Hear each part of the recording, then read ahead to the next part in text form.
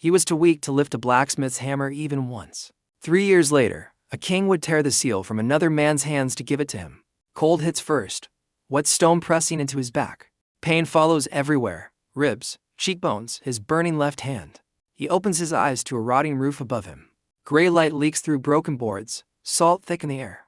He tries to sit up, and his ribs scream in protest. Someone beat this body, and they knew exactly how. He lifts his left hand and freezes completely. A brand, fresh, swollen letters burn straight into skin. He does not know the language, yet the meaning lands instantly. Banished, the mark says in a tongue he should not understand.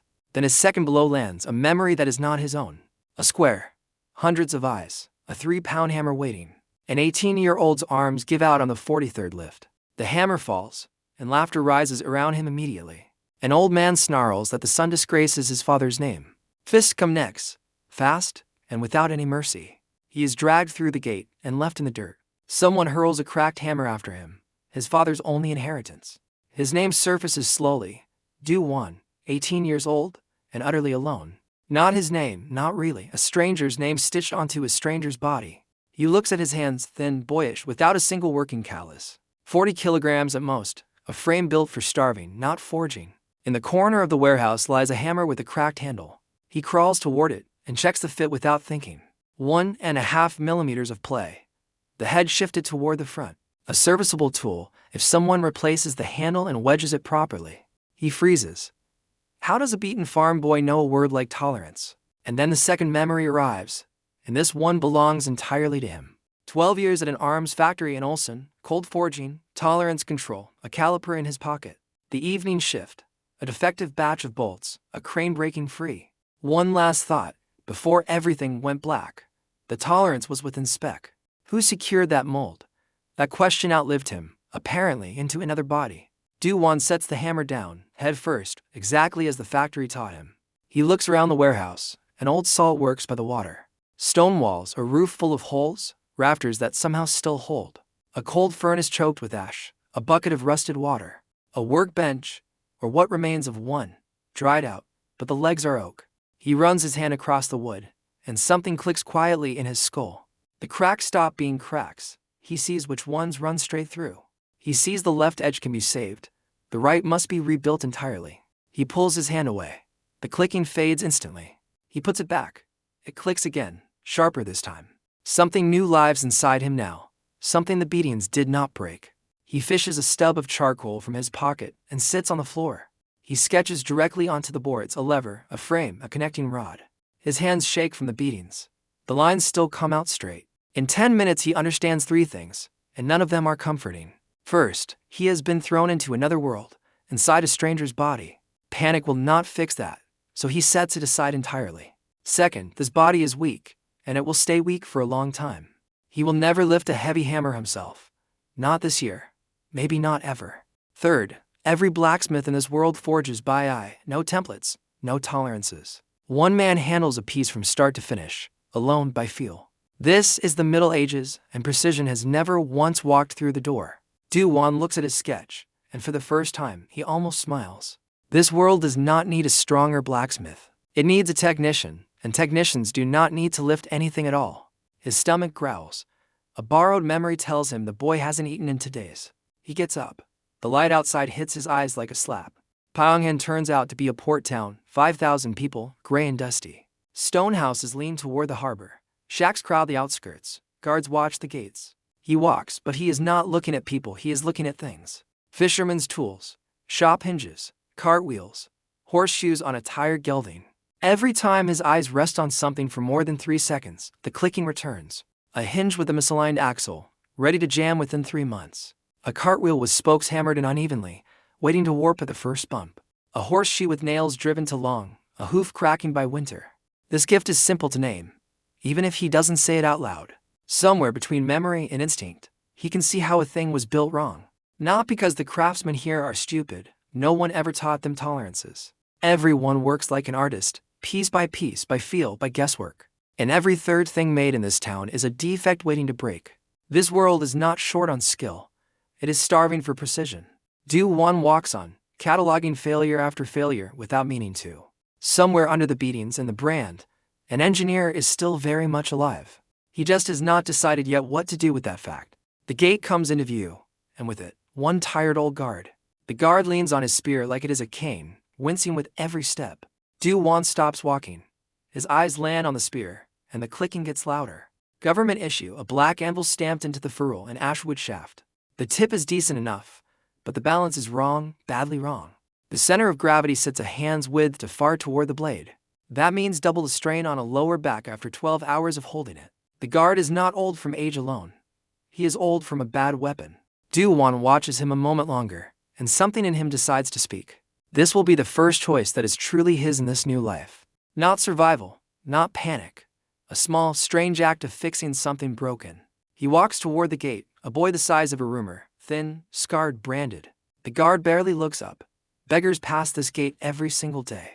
Do-Hwan asks to hold the spear, just for a minute, nothing more. The guard snorts. A skinny kid is not running off with government property. He hands it over, more out of boredom than trust.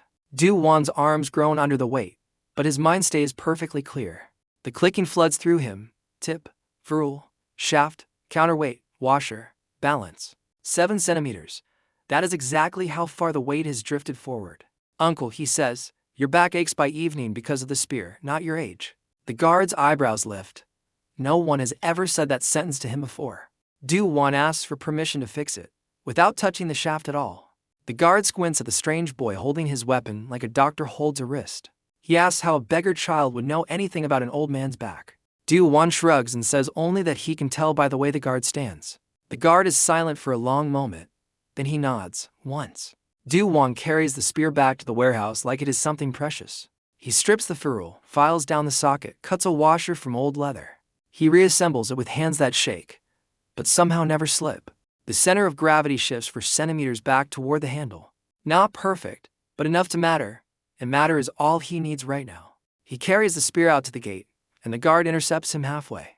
The old man takes it, twists it slowly, as if he doesn't trust his own hands. Then he straightens up, and something changes across his entire face. Not joy, confusion, the specific confusion of pain that has quietly disappeared. This is a man who forgot what it felt like to stand without hurting. What have you done? He asks, and his voice does not sound like a guard's anymore. Do-Hwan explains balance and washers, words the old man barely follows. But his back does not ache, and that he understands completely. He presses a copper coin into the boy's hand, then adds his own lunch. A piece of bread wrapped in cloth, his only meal for the day. Do-Hwan sits on the threshold and eats slowly, his very first earnings in a new world. The next morning, 6 guards are waiting outside the warehouse door. Each one carries his own spear. Each one carries a copper coin. Do-Hwan looks at the line and sees 6 identical manufacturing defects. 6 aching backs, caused by the exact same forgotten mistake. He sits down and starts working through the line, one spear at a time. Remove the burrs, sharpen, fit the washer, check the balance. Every time, he catches himself working the wrong way, one piece at a time. At the factory, they would have fired him for organizing work like this. He needs stations. He needs steps. He needs an assembly line. But an assembly line needs hands, and right now he only has his own. By evening, 6 copper coins sit in his palm, along with 2 loaves of bread. Enough to survive on. Nowhere near enough to build a workshop. He lies back on the salt sacks and stares up through the broken roof. Seagulls scream somewhere over the harbor. The air smells like rust and salt. And then, almost without meaning to, he starts doing the math. 6 guards is the whole city watch. That market is already used up.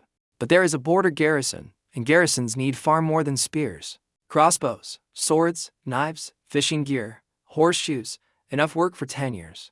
The only things missing are hands, a proper forge, tools, and money. And the one thing he will never legally have, the right to a guild brand. He looks down at the mark burned into his own arm. An outcast cannot sell weapons. An outcast cannot even own a forge. But today he repaired 6 spears, and not one guard asked about his brand. Because he was not selling weapons. He was offering a service. Repair, adjustment. Nothing about that word appears anywhere in the guild's charter. For the second time that day, Do-Hwan almost allows himself a smile. Every system, no matter how old, has a loophole hiding somewhere inside it. You just have to actually read the documentation nobody else bothers with.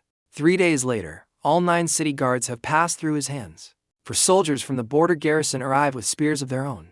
13 copper coins now, and today's worth of bread besides. Enough to keep him breathing. Not enough to fix a leaking roof. He spends an entire day clearing ash from the dead furnace. He packs the cracks with clay dragged up from the shoreline. The forge finally lights.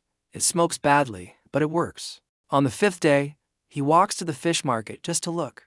Every knife there carries the same black anvil stamp, heavy and thick. An old fisherman curses his blade every 30 seconds while gutting flounder. The knife keeps sliding off the fish. The handle is slick and round. Do-Hwan sits beside him and asks to look at the knife for a moment. He runs it through the same silent checklist that lives in his skull now. Decent steel, uneven tempering, a sharpening angle built for meat, not fish. A round handle where a wet hand actually needs notches and an oval grip, and a straight blade trying to do a curved blade's job. He offers to reshape the knife instead of forging a new one. The fisherman scoffs. Only the guild is allowed to make knives here. Do-Hwan clarifies calmly that he is not making anything new at all, just regrinding an old blade someone already owns. That is not manufacturing. The old man thinks it over, then names a price to copper coins. Do-Hwan takes the knife back to the warehouse and gets to work. 3 hours of grinding, new tempering, notched leather wrapped around the grip. By evening, the blade slides into a flounder like it is cutting water. The fisherman tests it once, twice, 3 times and goes completely quiet. This is the moment word starts spreading through the entire fish market. A branded outcast just outperformed the Black Anvil Guild with a single blade. The old man pays triple and asks him to come back tomorrow. For more fishermen are already waiting, each one clutching a dull knife. Do-Hwan walks home doing math instead of celebrating. Guards brought in 13 coins in a week. Fishermen could bring in 20 in 3 days. Fishermen are the better market, but the workload is about to explode. 5 knives a day is the ceiling for one exhausted person working alone. He needs another pair of hands, and he does not have any spare copper for it. On the 6th day, a woman steps into the warehouse, uninvited. Tall, sharp-faced, traveling cloak dusted from the road, eyes already calculating. She glances around the ruined warehouse and silently prices every wall in it. She introduces herself as Soren and asks if the rumors are true. Is there really a boy here who repairs weapons better than the guild does? Do-Hwan corrects her. He is not a master. He only adjusts balance. So, Ren says she does not care what the work is called. She needs someone who can supply goods without going through the guild at all. Do-Hwan raises his branded arm. He is forbidden from selling weapons outright. So, Ren says that is exactly why she came looking for him. Her family's trading house was swallowed by the guild 3 years ago. Officially, bankruptcy. In truth, her father traded outside the guild's warehouses. She kept one right, small-scale retail trade, nothing over 50 coins. Enough for fish and vegetables, nowhere near enough for weapons, on paper. Unless the buyer is not paying for a sword but for a repair. She pulls out a contract already written, 10 separate safeguard clauses inside it. She has clearly been planning this conversation for longer than she admits. He does not know it yet, but this piece of paper will outlast every spear he forges. So, Ren explains the mechanics before he can even ask a single question. If the goods are labeled as repair services, not weapons sales, the math changes. Do-Hwan reads her contract and feels something between respect and quiet unease. This woman did not arrive on a whim. She calculated every clause in advance. He asked why she needs 10 safeguards if she actually trusts him. She says trust is not the point of a contract at all. A contract exists for the moments when trust is simply not required. Do-Hwan nods. At the factory, supplier contracts worked exactly the same way. He signs with a piece of charcoal on damp, borrowed paper. So, Ren already has her first order, 12 knives for a fishing co-op. 2 weeks to deliver. 31 coins total, 10 hers, 20 his. Do-Hwan does the math. 12 knives alone is manageable, barely. Before she reaches the door, he calls out and asks her a favor. Does she know anyone with strong hands and absolutely no prospects left? So Ren turns around and says half the city qualifies for that description. 2 days later, she brings back 2 brothers, fishermen's sons, strong but illiterate. Do-Hwan sits them down and explains the process in exactly 1 hour. Remove the old wrap, grind the edge, wind on a fresh handle. One brother learns it on the 2nd try. The other needs 4 tries. By evening, both of them are working, slow, crooked, but genuinely working. Do-Hwan walks between them correcting angles, pressure, the smallest details. He does not do the work for them. He only shows them how. By the end of the 9th day, 4 of 12 knives are finished. To need fixing, to pass inspection without a single correction. This is the moment he realizes something bigger than a repair shop. It is not him alone doing the work anymore. It is a system. One prepares the blank, another sharpens it, a third checks quality. That night he sketches something new. Not a knife, a workflow. Who does what, in what order, and where the entire bottleneck sits. So-rin finds him bent over the drawing and asks what it is. A process chart, he tells her, so anyone can pick up where he stops. She says she has never heard of a master writing down his own secrets. Masters usually guard their techniques, passing them only to sons they trust. Do-Hwan says secrets are a luxury reserved for men who actually have sons. He only has a leaking roof and 12 knives due in 10 days. The full batch ships 3 days early, 9 perfect, 3 quickly repaired. The quality edges past the Black Anvil's own knives, not by much, but enough. So-rin returns that evening with 20 coins and 1 piece of news. The cooperative wants 20 more knives, and a sergeant has heard about the workshop. Half his garrison's crossbows cannot hit a target past 30 paces. Do-Hwan drops the coins into a tin can hidden beneath the workbench. 46 copper coins total, enough for coal or bellows, but not both. He chooses coal first. Without good coal, better bellows mean absolutely nothing. On the 13th day, a garrison sergeant hands him a crossbow to examine. Heavy, clumsy, stamped with the same Black Anvil mark as everything else. Do-Hwan lays it on the workbench, closes his eyes, and lets the clicking start. The crossbow breaks apart in his mind into 43 separate pieces. An overheated bow, hairline cracks that will snap it within 200 shots. A bowstring tensioned unevenly, half a millimeter weaker on the left side. And a bolt guide cut entirely by eye, never once calibrated properly. He tells the sergeant the weapon was never broken. It was built wrong from day one. The sergeant asks if it can be fixed. Do-Hwan says yes, but not for free. 5 copper coins per crossbow, a fraction of a new one's cost. The sergeant has 30 crossbows, every single one shooting wildly off target. He agrees to a single test unit before committing to anything larger. Do-Hwan spends 2 full days on that one crossbow, patient and exact. Reheat the bow, cool it, retemper slowly, evenly, without rushing a single step. File the guide down, calibrate it against the bolt's exact width. Straighten the string. Reassemble everything. Check the trigger. It moves like silk. On the morning of the 3rd day, they walk outside the city wall. A target waits 50 paces out. The sergeant loads the very first bolt. It hits the exact center. He reloads, and the second bolt lands there too. A third bolt lands close. A fourth lands close.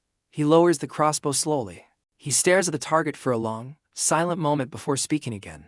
Tomorrow, he says, I am bringing you the other 31.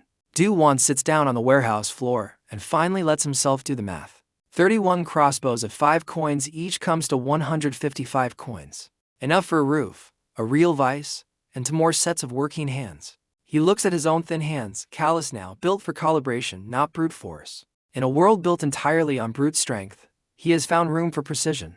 30 crossbows stand against the warehouse wall, waiting like silent soldiers. Alone, that is 60 for days of work, more than 2 full months. The sergeant will not wait that long, and Do-Hwan already knows it. He splits the repair into 6 separate steps and assigns each to different hands. Disassembly, tempering, restringing, and reassembly go to the brothers once trained.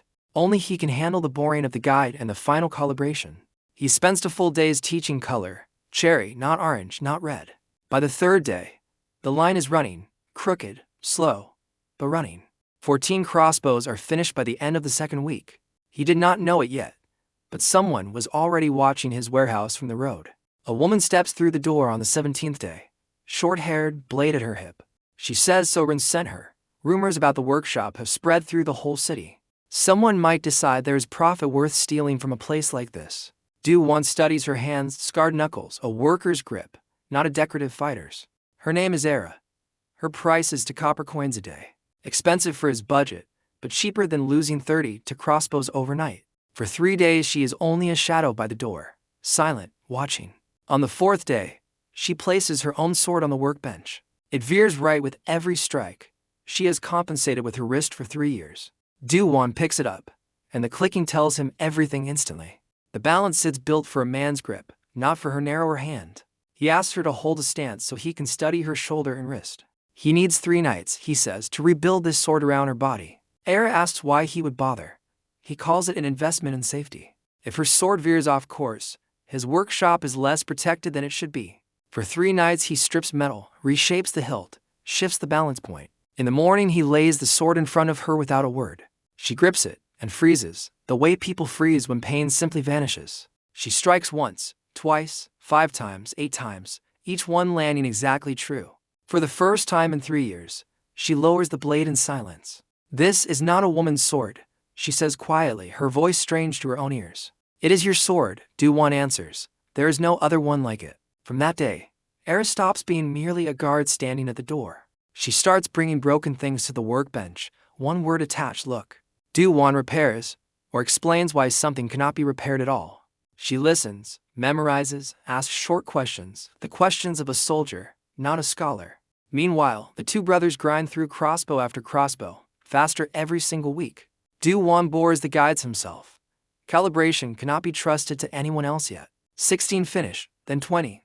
He sleeps 5 hours a night and calls it enough. An 18-year-old body is resilient, hungry, but somehow still holding together. On the 20th day of construction, the workshop finally feels like a real place. So, Rin arrives every evening to count finished units and take her report home. 26 crossbows done, then 28. The pile against the wall keeps shrinking. Do-Hwan starts calculating what comes after this order, because something always comes after. A border baron does not stay quiet about a discovery this useful for long. If word reaches him, the stakes stop being local and start being political. 30 crossbows, 31. The last one sits on the bench, waiting for calibration. Do-Hwan bores the final guide by lamplight, hands steady despite the exhaustion. He checks the clearance with a thin wire probe once, then again. Perfect. All 32 crossbows are finally completely done. The sergeant arrives with a cart and 3 soldiers to collect the shipment. He counts every crossbow personally, then counts out 155 coins. Then he pulls a folded letter from inside his coat, unexpected, formal. It carries the seal of the southern border garrison's commanding baron. The baron has heard about the workshop and wants to meet its master personally. So Rin reads over Do-Hwan's shoulder, her eyes already lit with numbers. A baron is not a fisherman or a guard. A baron means real volume. Real volume means a government contract, and a government contract means real enemies. Because that same contract currently belongs to the Black Anvil Guild, quietly. And guilds do not give up territory just because someone asked politely. Do-Hwan looks around his warehouse, 1 forge, 2 apprentices, 1 guard, 1 merchant, and himself, a scrawny outcast about to have dinner with the military baron. So Rin says clothing is the last thing worth worrying about right now. The real question is what they can offer that the guild simply cannot. Do-Hwan answers with a single word: quality. Nothing more needs to be said. For days later, they ride 3 hours to a hilltop castle above a river. 600 soldiers, tents, stables, a palisade, the smell of horses and leather. Baron Yun Sang-ho waits inside, a broken-nosed man in his mid-40s. He looks at Do-Hwan and clearly expected someone considerably larger. Do-Hwan lays 3 samples on the table: a knife, a crossbow, a spear. The baron picks up the crossbow first, recognizing the anvil stamp instantly. He asks what could possibly be wrong with government-issued equipment like this. Do-Hwan asks him to simply load it and fire at the wall himself. The first bolt hits dead center. The baron reloads without a word. The second bolt lands beside the first, so does the third. The baron sets the crossbow down and says his own weapons never shoot like that. Do-Hwan tells him 32 of them now shoot exactly like that every time. The baron falls silent, staring at the weapon like it just insulted his entire army. Then he asks the only question that actually matters: how much for more? 3 bolts, 3 bullseyes. One boy with no brand just outshot an entire royal guild. They negotiate for 3 hours, so Rin and the baron's accountant crunching every figure. Do-Hwan names his terms: 100 spears, 30 crossbows, 3-month deadline. The price sits at half of what the Black Anvil charges for the same work. The baron asks what the catch is. There has to be a catch somewhere. Do-Hwan says there is no catch, only efficiency, division of labor, quality control. The baron does not understand the words, but he clearly likes how they sound. Then comes the real question: how does an unbranded outcast sell weapons at all? So Rin answers before Do-Hwan can open his mouth, calm and businesslike. The workshop does not sell weapons. It processes materials the baron already owns. The baron buys the metal. The workshop only returns it, finished, as labor. That is a contract for work, not a sale, and the charter never touches it. The baron laughs, says the young woman clearly knows the law far too well. So, Rin answers that when a law takes everything from you, you memorize it. The contract is signed that evening in her name, exactly like the first one. Do-Hwan signs only a technical line: consultant without a brand working on contract. On the ride home, he is already calculating iron, workers, and time. 100 spears in 3 months means over 1 a day, minimum. That needs at least 5 workers. Right now, he has exactly 2. A week later, the first iron shipment arrives, 2 carts, 40 ingots. Do-Hwan lifts each one, and the clicking sorts them before he even speaks. This one is clean, low sulfur, perfect for spearheads. This one is dirty. 12 ingots get rejected outright. So Rin worries the Baron will not like it. Do-Hwan says the Baron will like broken spears far less than a delay. The Baron grumbles by letter, but sends replacement ingots 2 days later. So Rin recruits 3 more workers to failed apprentices, 1 out-of-work carpenter. Do-Hwan trains all 5 on a 7-step spear production chart of his own design. Forge the tip, harden, polish, shape the shaft, attach, balance, inspect. The first spear comes out crooked. He does not shout, he simply corrects it. The second one is better. The third one nearly matches his own standard. By evening of the second production day, they have 4 spears finish. 1 reject, 3 usable, and every single one better than a black anvil spear. That night, Do-Hwan sketches something new. Not a spear, a lever press, an oak frame, an iron rod, a mechanism that multiplies force 5-fold. Instead of 20 hammer blows, 3 presses of a lever finish the job. So Rin does the math and agrees they have just enough money to risk it. If it fails, they cannot even finish the order they already promised. The press is built in 5 days, everyone in the workshop pitching in. Do-Hwan presses the lever once, and a blank flattens out perfectly even. The older brother tries it next and stares at his own hand in disbelief. How, he asks. Physics, Do-Hwan answers. A longer handle needs far less force. Productivity triples within 2 weeks. The bottleneck shifts from forging straight to polishing. By the 12th week, 100 spears and 30 crossbows ship on schedule. Defect rate for %. At the Black Anvil, 15% is considered normal. The Baron pays in full and signs a second contract, far larger than the first. The new workshop under construction is 70% finished. The furnace is already in place. Do-Hwan stands in the empty stone rooms and runs his hand along the wall. For 12 years he built other people's machines in someone else's factory. Here, every stone belongs to him, and to the people building it with him. So Rin finds him there and delivers news that erases his good mood instantly. Inspector Ji Won-soo has settled into town, and he did not come alone. 2 armed strangers have been seen visiting his rented house on the edge of town. Do-Hwan is not surprised. Guilds do not lose quietly when they lose at all. First inspections, then pressure, then if nothing else works, violence follows close behind. That evening he tells everyone gathered in the warehouse that danger is coming. Anyone who wants to leave now can leave with no hard feelings at all. The older brother says nowhere else feeds him twice a day and pays weekly. The carpenter says nobody in 20 years ever explained tasks instead of yelling them. Neither one moves toward the door. Era simply sits down with her sword on her lap. So, Rin says they have 3 months of wages saved, whatever comes next. Do-Hwan hires proper security for mercenaries, their weapons quietly repaired for free. A week of silence follows, the kind of silence that precedes something worse. He knows that pattern. Reconnaissance first, preparation second. The strike always comes third. Inspector Ji arrives formally soon after, folder in hand, to guild guards behind him. He inspects every rack, every tool, every finished spear in the warehouse. He stops at a batch of 28 spears meant for the Baron. This is not repair, he says. This is manufacturing without a hallmark. Do-Hwan produces the Baron's contract, the iron receipts, every signed page. The workshop sells labor, not weapons, and labor requires no guild brand at all. The inspector's face reddens. He knows the charter, and he knows the boy is right. He did not know it yet, but the guild's next move would not be paperwork at all. 6 weeks in, a woman appears at the door, apron stained brown, eyes distant yet sharp. She calls herself Hanmei and sets a small clay bottle on the workbench.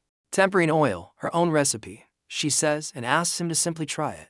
Do-Hwan smells it, thick, bitter, floral, unlike anything from a standard barrel. He quenches 1 tip in her oil, another in the usual barrel oil. Her tip comes out harder, more even, roughly 20% stronger overall. He asks how much she can produce weekly. Enough for 40 hardenings, she says. Then he offers something no one has ever offered her, a contract in her name. She was denied an alchemist license at 16 because of her mixed blood. 12 years selling under the table, and no customer ever asked for her name. Until now, she signs with a shaking hand, ink smudging beside her signature. So Rin leaves the smudge exactly as it is, unbothered, unhidden. Hanmei returns the next day with a notebook full of formulas and temperatures. Different oils for armor, for crossbow limbs, for blades, each with its own chemistry. For 4 hours she explains chemistry, and he explains metallurgy right back. Neither one knows the other's exact words, but both know precision when they hear it. By the 7th week, 8 people work inside the growing warehouse operation. Do-Hwan no longer forges, polishes, or assembles anything with his own hands. He draws, checks, corrects, calibrates, and counts every single defect discovered. Then Inspector Ji-Won-soo arrives to make his official inspection. He walks the warehouse floor, handling every finished spear like evidence at a trial. This is manufacturing without a hallmark, he insists, subject to full confiscation. Do-Hwan lays out contracts, iron receipts, and work orders, every one signed by the Baron.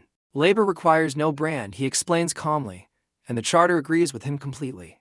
The inspector slams his folder shut and warns that this will not last long. Do-Hwan says he hopes the guild finally reads its own charter for once. The inspector leaves furious. The spears stay exactly where they were stacked. That evening, every worker gathers together in the warehouse for the very first time. Do-Hwan warns them the guild will not simply walk away from this. Not one person asks to leave. Not one person even hesitates. That night, they sketch blueprints for a real workshop to furnaces, a proper roof. Construction begins in the 9th week on land bought beside the old warehouse. Do-Hwan hires 6 masons and hands them an actual blueprint, something none of them have seen before. A crooked wall means a crooked furnace, he tells them, and a crooked furnace means a dead soldier. Production never stops during construction, to shifts running, morning spears, evening repairs. Do-Hwan sleeps for hours a night and eats with a spoon in one hand, charcoal in the other. By the 10th week, the first 50 spears shipped to the Baron, right on schedule. The Baron's own armor rejects only 2, a 4% defect rate. The Black Anvil's standard defect rate on delivery sits at 15%. Everyone in the industry knows this. No one has ever said it out loud until now. The Baron sends a short letter days later, pleased, and asking for more. 200 spears, 50 crossbows, an order to large for 5 workers alone. Do-Hwan refuses to simply hire more blacksmiths. He builds a lever press instead. 3 presses of a lever now do what 20 hammer blows once did. Productivity triples within weeks. The new workshop is 70% finished, walls rising fast. 2 furnaces installed. An alchemy room built specifically for Han Mei's fume hood. Do-Hwan stands inside the empty stone shell and finally feels something like ownership. So-rin brings troubling news. 2 armed strangers seen visiting the inspector's rented house. Do-Hwan hires proper security for mercenaries whose broken weapons he repairs for free. A week of unnerving silence follows, the kind that always comes before a strike. On the 14th week, the strike finally comes at night, without warning at all. Era's scream wakes him first. Flames already climb the shed holding 20 finished spears. 2 mercenaries lie against the wall, taken down silently, professionally, without a fight. Do-Hwan orders everyone to abandon the shed and save the stone workshop instead. Buckets, wet rags, sent along the base, 8 desperate minutes of fighting fire. The shed burns to nothing. 20 spears lost. But the workshop itself survives intact. An oil-soaked rag confirms it. A professional arsonist, not a random accident. Era wants to march straight to the inspector's rented house with her sword drawn. Do-Hwan stops her. Those spears already belong to the Baron, paid for in full. Burning a Baron's property is not a guild dispute anymore. It is a crime. So-rin writes a detailed letter to the Baron that very same night. The Baron replies within days, 3 lines only. He will find the culprits. Inspector Ji-Won-soo vanishes from town quietly without a single goodbye.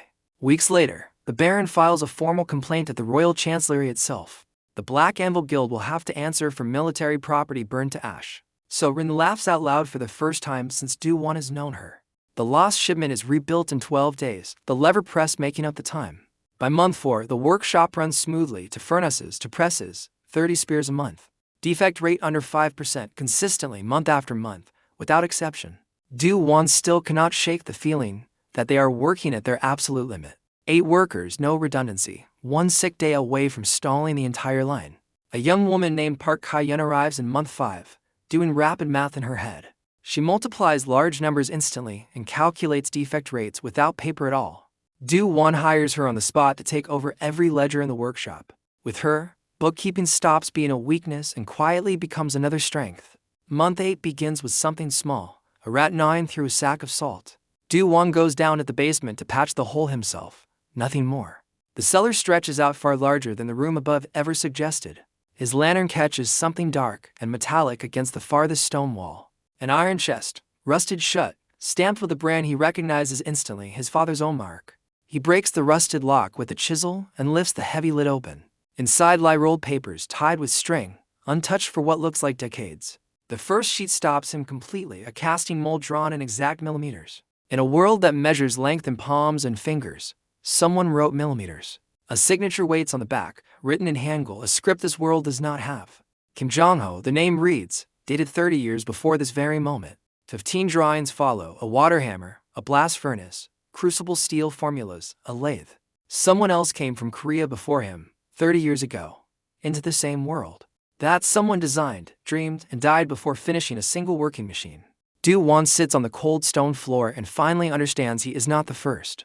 His own father, the real father of this stolen body, must have known the man. And his father died too, before ever passing that knowledge on to his son. Do-Hwan tells no one, not because he distrusts them, but because he has no words yet.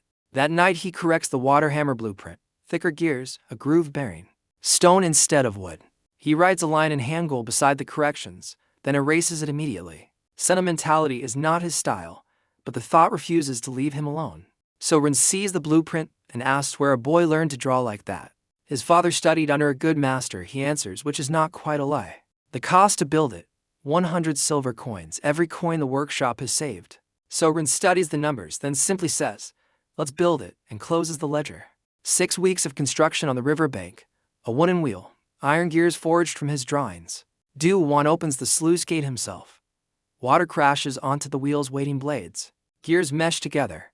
The hammer rises, and then it strikes, tirelessly, without pause. Fishermen along the river drop their rods at the sound of the very first blow.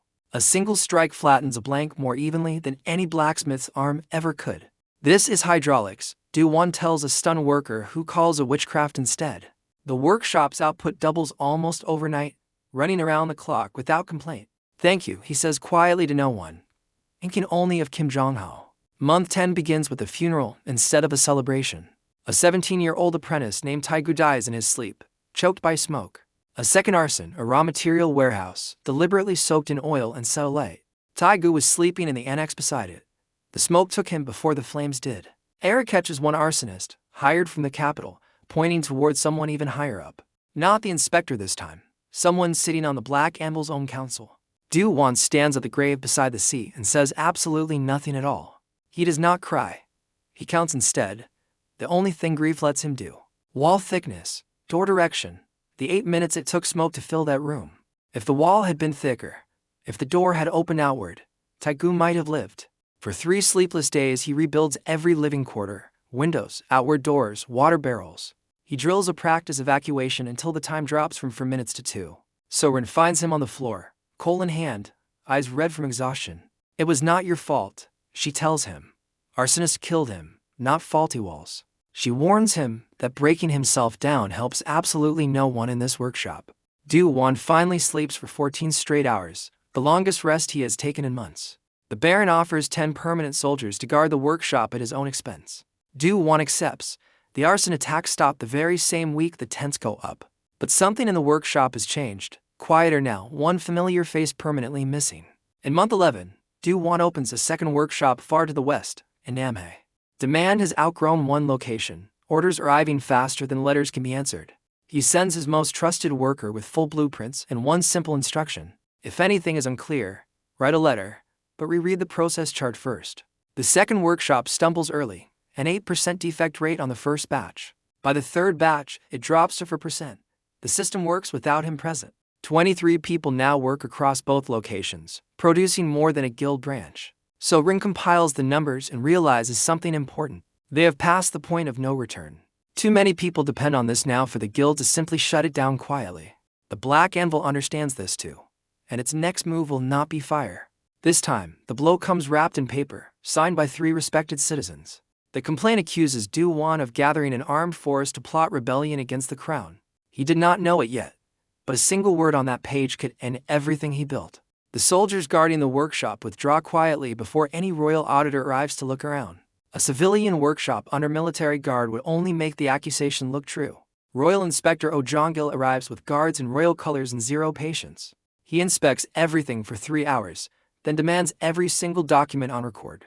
Cayenne hands over ledgers so precise the inspector reads for 4 straight hours in silence. Not one discrepancy in 9 months of records, an achievement he has never seen before. Then he places 3 spears on the table, one theirs, 2 from the black anvil. Do-Hwan strikes both guild spears against the stone floor. Both shatter almost instantly. He strikes his own spear 5 times. It hums dense, but never once breaks. The inspector asks where a boy learned engineering like this. His father. Do-Hwan answers. The inspector leaves without a verdict, taking 3 days' worth of silence with him. A month later, the answer arrives, the complaint dismissed, the workshop declared fully legitimate. The inspector's report goes further, recommending a royal hallmark, not merely a guild one. So Rin locks the letter away, reminding him a recommendation is not yet a seal. Still, it buys them time. No denunciation can easily break through again. Month 14 brings a traveler on foot, dust from 3 provinces on her clothes. She calls herself Sohira, daughter of a court clockmaker, carrying a rolled blueprint. The drawing shows a crossbow unlike any he has seen in this entire world. A screw-cocking mechanism, a 5-bolt magazine, a hinged bow swapped in a minute. Do-Hwan finds the flaws instantly, then calls the 3rd detail pure genius. Sohira sits down in the middle of the courtyard, overwhelmed by being believed at last. She has searched 13 years for someone who understood her drawings on his own level. Together they refine the prototype, arguing for hours over tolerances neither backs down on. The finished crossbow fires 5 bolts in 12 seconds, where one used to take 30. The Baron's scouts test it in battle and report 0 losses against 30 enemies. He orders 200 more, a sum larger than the entire Black Anvil's yearly turnover. Sohira trains 5 new assemblers, sharing the secret she once guarded completely alone. The city itself grows past 10,000 residents, twice what it was a year prior.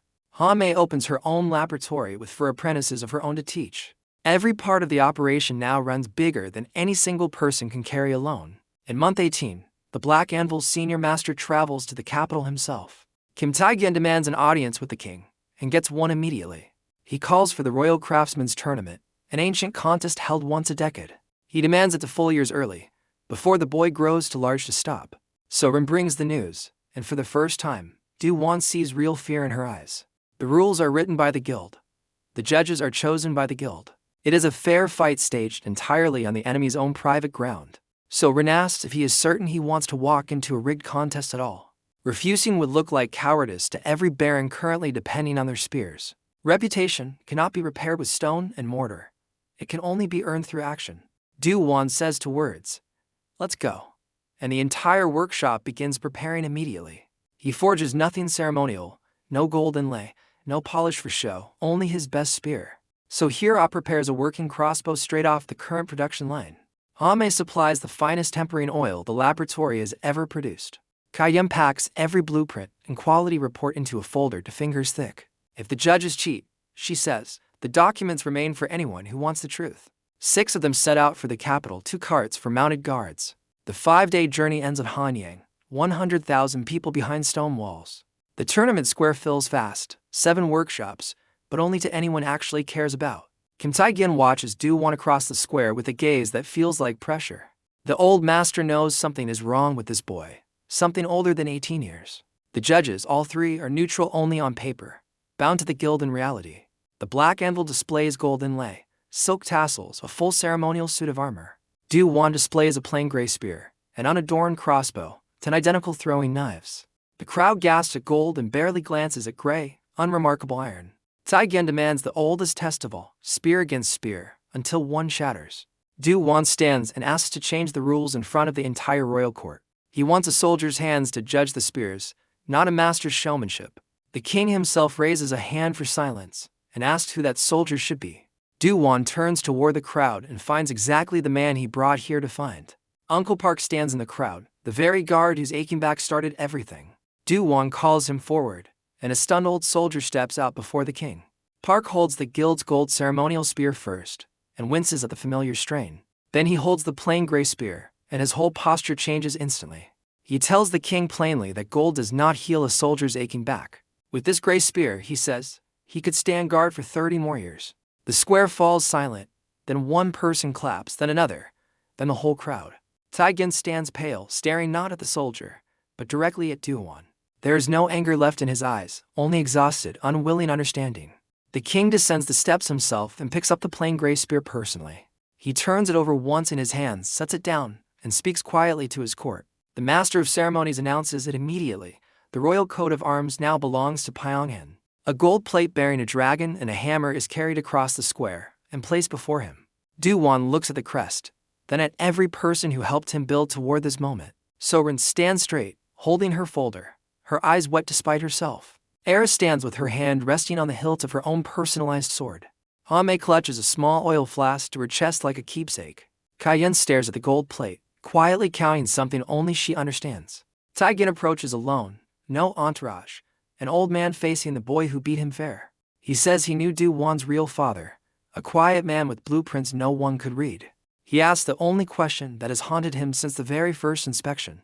"Who are you, really?" he asks, and the square around them goes completely silent. Do-Hwan answers quietly that he is simply finishing work someone else started long ago. His father's work, and the work of the master who came before his father too. Tai-gin nods slowly, like a man who has finally stopped resisting an old, buried truth.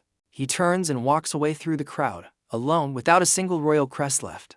The Black Anvil Guild is dissolved by royal decree less than a year later. Not through revenge, but through economics, contracts gone, master craftsmen scattered elsewhere. Some join Do-Hwan's workshop directly, others retire. A few try to strike out alone. The monopoly does not collapse from a blow. It simply becomes unnecessary entirely. A year and a half later, Pyongyang holds 90,000 residents behind paved streets. For docks, a school for 300 apprentices, 12 forges, 1 crossbow factory. Above the main gate, an inscription is carved directly into the stone itself. First for one, then for all, the same words So-Hira once heard as a challenge. Princess Julie arrives from the royal court formally on inspection, quietly sent away in disgrace. She insists the workshop supply weapons exclusively to the crown, protecting the throne's position. Do-Hwan asks her about cart gauges on the road connecting to entirely different kingdoms. A monopoly on trade, he explains, just creates a new wall in a different shape. He proposes a standard instead, 1 gauge, 1 tolerance, open to any buyer at all. Julia laughs for the first time in 10 years at court, genuinely surprised. She stays in Pyongyang, running diplomacy, while So-Rin continues running every trade deal. The two women argue for a month before finally settling into an uneasy balance. Do-Hwan walks the workshop floor each morning, watching apprentices correct their own mistakes now. Era waits for him at the gate, sword at her hip. A caravan just arrived. A woman from Murian has come carrying a blueprint for something called a steam hammer. Water is limited to a river. Steam could run a forge absolutely anywhere at all. The woman's grandfather apprenticed under a man named Kim Jong-ho 30 years ago. The same name from the chest, the same thread stretching quietly across a generation. Do-Hwan studies her rough blueprint and sees both its flaws and its enormous potential. He tells her to come inside and shows her everything the workshop has become.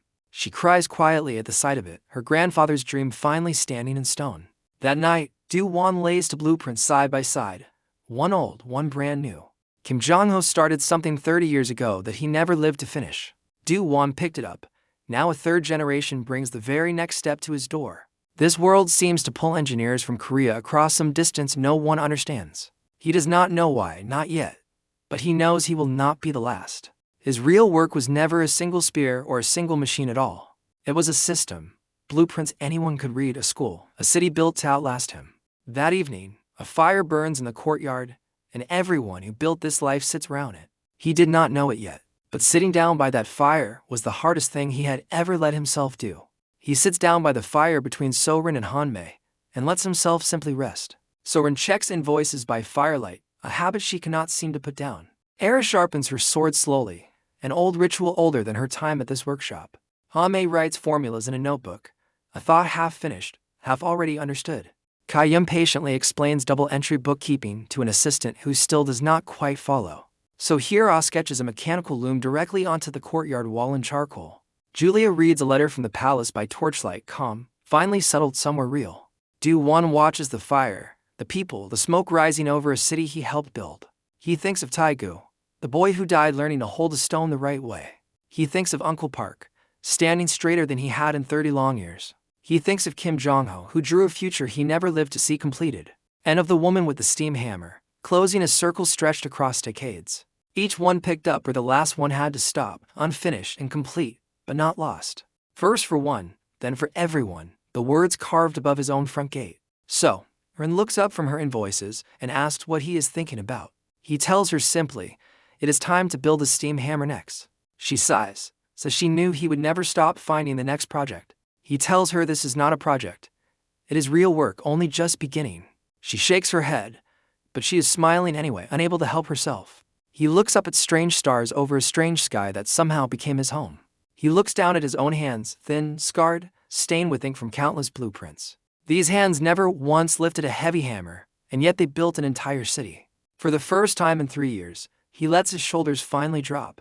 Not calculating, not planning, not correcting anyone's angle or grip, just sitting still. The river hammer strikes steadily somewhere in the darkness, once every 3 seconds. Steady, patient, relentless, like something with a heartbeat of its own. 3 years ago, he woke on cold dirt with a brand burned into his skin. Tonight, he sits surrounded by people who call this fire, the city, home. Not because he is strong, not because he is wealthy, because his work does not break, because things made with care outlast every wall built only to keep people out. The outcast brand on his arm has not vanished, but it no longer defines him. It is simply the mark of where an engineer started, not where he stopped. So-Rin closes her ledger for the night, finally letting the numbers rest until morning. Era sheathes her sword, satisfied that tonight, at least, nothing needs guarding. Ha-Mei caps her notebook, a new formula waiting patiently for tomorrow's testing. Kai-Yun's assistant finally understands the ledger, and grins like he has won something. So Hira steps back from the wall to look at her unfinished loom design. Julia folds her letter, and watches the fire with the calm of someone finally settled. The workshop behind them hums quietly, forges cooling, tomorrow's work already sketched and ready. Nobody in Pyongyang remembers the outcast boy who once could not lift a hammer. They only remember the master whose weapons never once broken a soldier's hand. A kingdom that once mocked a branded outcast now builds its army around his designs.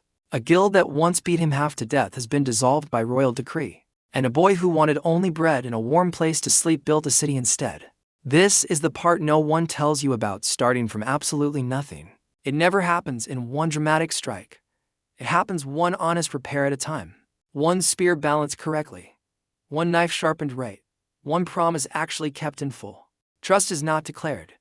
It is built slowly, exactly like everything else worth having.